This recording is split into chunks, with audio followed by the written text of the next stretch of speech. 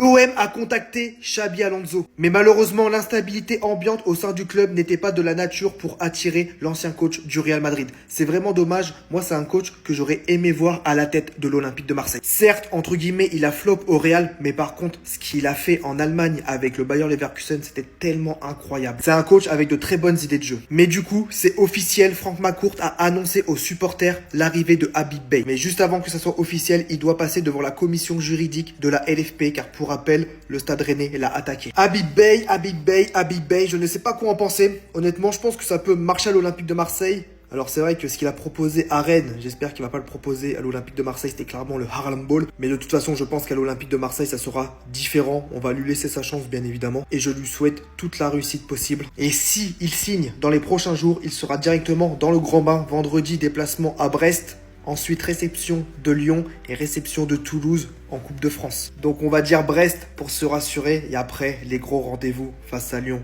et surtout face à Toulouse en Coupe de France. J'attends vos avis sur l'arrivée de Habib Beye à l'Olympique de Marseille en commentaire. 3 informations concernant l'Olympique de Marseille que tu dois impérativement connaître. La première, Pablo Longoria va sûrement quitter le club. Discussion en cours entre les différentes parties pour trouver une issue favorable. Pour rappel, suite à la venue de Franck McCourt hier à Marseille, Pablo a été rétrogradé. Tandis que le rôle de Mehdi Benassia a été élargi. Donc les gars, moi personnellement, je pense que Mehdi Benassia va devenir le nouveau président de l'Olympique de Marseille. Bref, deuxième information, c'est officiel pour Habib Beye. Notre ancien Olympien va s'engager jusqu'en 2027. Franck McCourt veut que l'Olympique de Marseille gagne la Coupe de France et que le club termine sur le podium. Et pour préparer cette fin de saison, l'OM va partir quelques jours en stage à Marbella, l'histoire de resserrer les liens. Troisième et dernière information, Timothy Weah a été élu joueur du mois de janvier à l'Olympique de Marseille. C'est totalement mérité. Depuis son match à Madrid, il est clairement métamorphosé. Et dans le comportement, dans l'implication, si tous les joueurs de l'Olympique de Marseille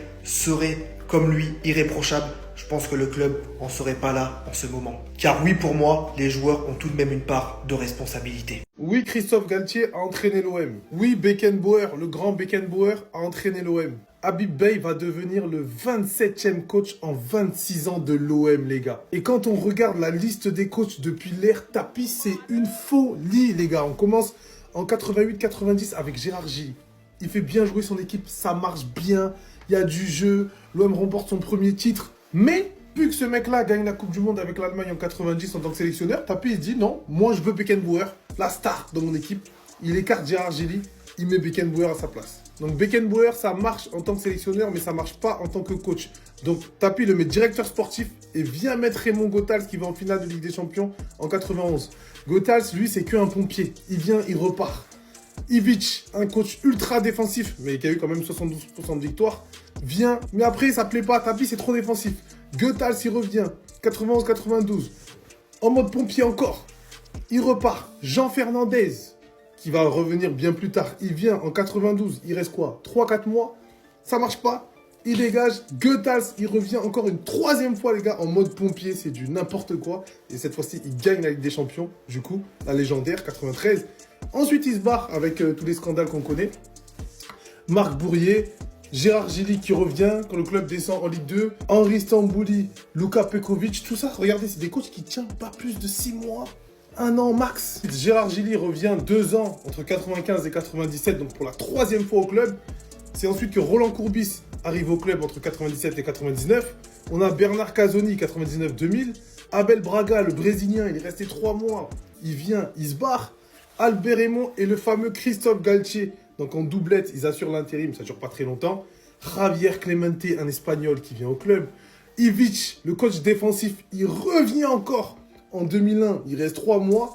José Anigo, ensuite, vient finir l'année 2001 une première fois. Ensuite, on a Skoblar, ancien grand joueur, qui vient aussi sur le banc de l'OM avec Marc Lévy. On a Ivic qui revient encore pour une 3e fois sur le banc de l'OM. En 2001, quelques mois. On a ensuite Albert Raymond qui vient finir la saison, qui est remplacé ensuite par Alain Perrin, qui qualifie le club en Ligue des Champions, qui fait 1 an et demi, qui est remplacé par José Anigo, qui revient encore pour amener le club en finale d'Europa League. Les gars, c'est une folie ce qui s'est passé dans ce club. Ensuite, on a Albert Raymond qui revient encore remplacer José Anigo. Puis finalement, on installe le sorcier blanc Philippe Troussier qui fait quelques mois, pas une saison complète. Jean Fernandez qui vient faire une saison à l'OM, qui est remplacé encore par Albert Raymond pour une 80e fois à l'OM. Cette fois-ci, il fait une très bonne saison. Après, ça commence mal, donc on le remplace par Eric Guéretz, qu'on connaît, qui est suivi de Didier Deschamps, qui lui reste 3 ans. Enfin, un coach qui reste 3 ans, les gars. Ensuite, Eli Bopp, qui vient, qui reste 1 an, remplacé par José Anigo, qui reste encore quelques mois, remplacé par Marcelo Bielsa, qui reste 1 an, remplacé par Franck Passy, qui assure l'intérim pour l'arrivée de Michel, qui reste 1 an, Franck Passy qui revient faire quelques mois pour Rudy Garcia, qui lui quand même reste 2 ans et demi, remplacé par André Villas-Boas, qui reste 1 an et demi, qui va être remplacé, on s'en souvient, par Nasser Largué, qui reste quelques mois avant l'arrivée de Georges Sampaoli, qui reste 1 an et demi. Ensuite, Igor Tudor, sous les sifflets, qui vient 1 an, qui va être remplacé par Marcelinho, qui fait 2 mois, qui va être remplacé par Abardonado, puis Gattuso, puis Gasset, et enfin De Zerbi, Abardonado, Habib Beye. Les gars, ça c'est mon Renoir du 9-3. Ça c'est mon capitaine de l'équipe de France. Ça c'est mon kiki de Bondy, que j'aime. Putain de raciste, putain de raciste, putain de raciste. Non, parce qu'il faut qu'ils comprennent, ces Argentins. Toujours eux, en fait. Toujours les mêmes. Hein, à chanter sur les Noirs. Hein, à nous traiter de singes. À nous pisser dessus à gauche, nous pisser dessus à droite. Non, au bout d'un moment, faut les régler. Faut les régler. Un jour, il y en a un qui se fera mêler sur le terrain et ce sera mérité pour lui. Donc, en plein match de Ligue des Champions, en 2026, Vinicius, joueur du Real Madrid, se fait insulter de singe par Prestiani, joueur du Benfica. Merci à l'arbitre français de la rencontre, Le Texier, qui a arrêté le match pour protocole justement antiracisme. Et on voit que Prestiani, avec tout son courage du haut de ses 1m40, a bien pris soin de cacher sa bouche sous son t-shirt pour dire son insulte, pour qu'on puisse pas le cramer. Bah oui. D'habitude, ce genre de choses, ça concerne les supporters, les fans, les cris de singe, les jets de bananes, les insultes racistes. Mais carrément un joueur. C'est-à-dire, toi, tu es joueur. Et c'est toi qui déclenche tout ça. Non, c'est abusé. J'espère qu'il y aura des sanctions très très lourdes. Mais vraiment très lourdes. Prestiani a donné sa version des faits sur ce qu'il a réellement dit, selon lui, à Vinicius. Les gars, soyez prêts parce que même le culot est choqué. Il dit, j'ai pas dit Mogno, j'ai dit Hermano. Donc toi, t'es en embrouille avec un mec sur le terrain, parce qu'on voyait qu'ils étaient en embrouille. Hein, ça commence à mal parler. Tu prends soin de mettre ton maillot sur ta bouche pour cacher ce que tu vas dire. Et Zarma, tu lui as dit, frérot, décale un 10, s'il te plaît. Tu te fous de la gueule de qui? Non, tu te fous de la gueule de qui? Hermano. Tu aurais au moins pu trouver un truc plus crédible qui passe un petit peu. Cogno. Mais bon, comme celle-là, les racistes aiment la sortir tout le temps. À chaque fois que justement, il y a des accusations par rapport au mot mogno qui veut dire singe. Il a dit non, j'ai dit cogno. Là, il s'est dit peut-être que c'est bon, c'était épuisé, fallait trouver quelque chose d'autre. Premièrement, tu es argentin, donc sur le CV, ça ne passe pas. Deuxièmement, tu as déclenché la colère totale de Mobutu, qui s'abat sur toi. Et troisièmement, tu caches ce que tu dis, donc forcément, tu dis une dinguerie. Fini, et j'espère que la sanction soit exemplaire et que tu vas prendre pour tout le monde. Benassia n'est pas encore officiellement viré de l'OM. Je répète, Benassia n'est pas viré de l'OM. McCourt n'a pas accepté sa démission malgré le communiqué de l'intéressé, de Benassia. McCourt, pour lui, non, c'est mort. Il veut pas qu'il parte. Et le pire dans tout ça, donc selon Daniel Riolo, on va attendre confirmation, mais c'est qu'il voudrait se débarrasser de Longoria pour faire de la place à Benassia. Que Franck McCourt ne veut pas entendre parler du départ de Benassia. Parce qu'apparemment, Benassia est parti parce qu'il ne peut plus piffrer Pablo Longoria. Donc, McCourt, pour lui faire de la place, préférerait se séparer de Longoria et garder Benassia. Mais dans quel rôle? Soit il le fait passer président, comme à l'époque il avait fait passer Longoria président à la place d'Hérault, soit il reste directeur sportif. Dans ce cas-là, qui serait le président? Ou plutôt la présidente? Notre cher Sherazade Sebsar, les gars. Les gars, je vous dis, celle-là, elle a plus d'un tour dans son sac, les gars. Mais l'OM, c'est... Oh là là là là là là là. C'est une folie, les gars, c'est une folie. Le comeback! L'Olympique de Marseille, officiellement élu club du divertissement all-time, les gars. Benassia ne part pas. Comme je vous ai dit hier, McCourt a refusé la démission de Benassia. Et pire, Longoria est relégué pour des missions institutionnelles. Le champ sportif à Mehdi Benassia pour piloter le projet, les gars. C'est un braquage à la marocaine. En gros, McCourt, il a débarqué avec sa super flic. Ils ont étudié comment fonctionne la direction marseillaise, Longoria, Benassia, De Zerbi. Ils ont pris des décisions. Benassia, au départ, je pense qu'il n'a pas été d'accord et que lui aussi a réclamé des choses en contrepartie. Finalement, Benassia a décidé de partir. Et McCourt s'est rendu compte qu'il ne peut pas se passer de Benassia. Et il a préféré écarter Longoria, un peu comme Jacques-Henri Hérault avait été écarté pour des missions institutionnelles, va aux réunions de la Ligue, etc. Mais maintenant, le sportif appartient totalement à cet homme-là, les gars. En tout cas, maintenant, voilà, il a les pleins pouvoirs. C'est lui le patron de l'OM. C'est lui le nouveau boss. Soit il assume, il prend ce rôle à fond. Ça peut fonctionner. On peut faire une fin de saison, on accroche la Coupe de France, on revient à la 3e place, comme ça peut être la catastrophe. Dans ce club, de toute façon, tout peut se passer. C'est le club du divertissement, les gars. Non, Camavinga, il est mauvais. Il est mauvais, les gars. Regardez comment il va répondre à un journaliste qui galère à poser sa question en espagnol. Regardez. Bonjour Eduardo, Medric Buzaman para el Journal du Real. Llevas varios partidos acotando en el centro de campo, una posición que has tenido que alternar con la de latéral. T'es français? Ouais, parle français, ouais, ça marche.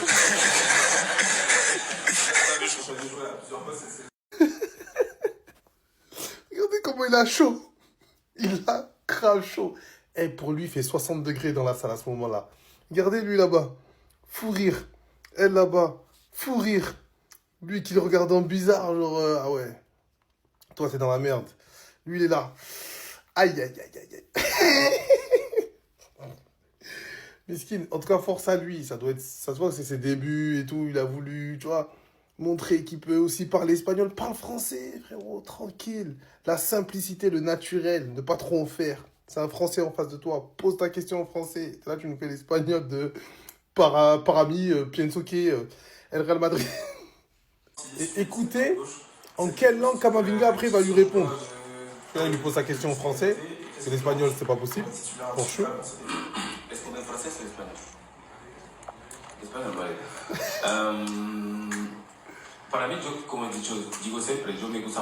Ça veut dire le mec il galère, il lui dit vas-y toi parle en français.